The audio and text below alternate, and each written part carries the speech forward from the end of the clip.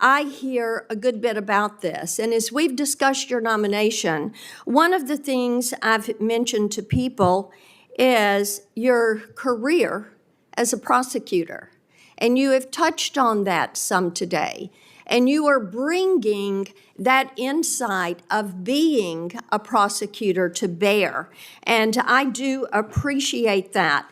Now, one thing that I think is noteworthy, and in preparation for the hearing, I looked some of these numbers up. During President Trump's first term, violent crime in this country actually fell. Yes. It fell by 17%. And in the first 2 years of the Biden administration, it soared by 43%.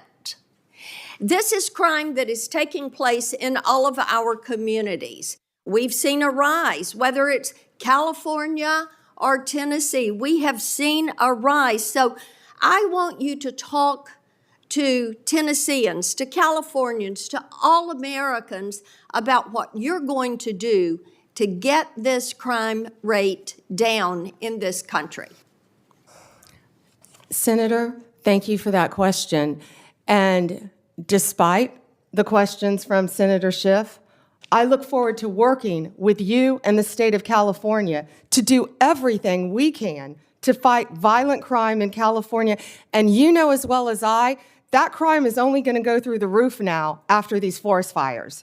You're going to have looting. You're going to have price gouging. You're going to have so many things that I have dealt with in the state of Florida, and I am committed to working with California just as much as I am committed to working with you, Senator Kennedy, in the tragedy that just took place in Louisiana, given all the human beings that were murdered in your state. And we have the Super Bowl coming up in less than 3 weeks now, I believe, Senator. I've been a little busy. But we've got to ensure, if I'm confirmed, that everyone in this country is safe. And I will work with you. I will work with you, Senator. I will work with all of you in this country for everything that Senator Blackburn said. We have got to reduce violent crime, and we have got to restore integrity to our law enforcement officers. Donald Trump, we keep saying he won this election by 77.3 million votes and 312 electoral votes. Look at the map of California, Senator Schiff.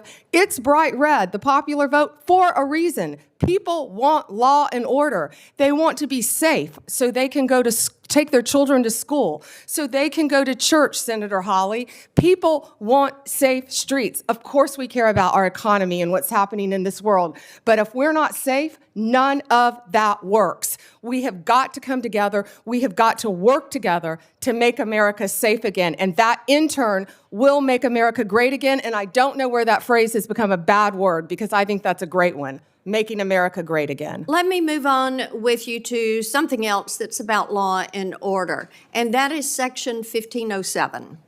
Because making certain that our justices are protected is important, and we also, with our judges, Section 1507 makes illegal any protest outside of a judge's residence if the intent is to influence the judge's decision-making. And we have heard about the protest outside of justices' homes where they were shouting loud and clear things like, and I'm quoting some of that, "If you take away our choices, we will riot," end quote. Another one, "No privacy for us, no peace for you," end quote. In other words, if the justices did not vote to uphold Roe and Casey, the protesters would continue to harass them. Despite this clear violation of the law, Merrick Garland did not bring a single charge, not one single charge, under Section 1507. Will you commit to faithfully enforcing Section 1507 as Attorney General? I will faithfully enforce that law and all laws that I am asked to review. And Senator, I watched that on TV and it horrified me, the protesters outside their houses.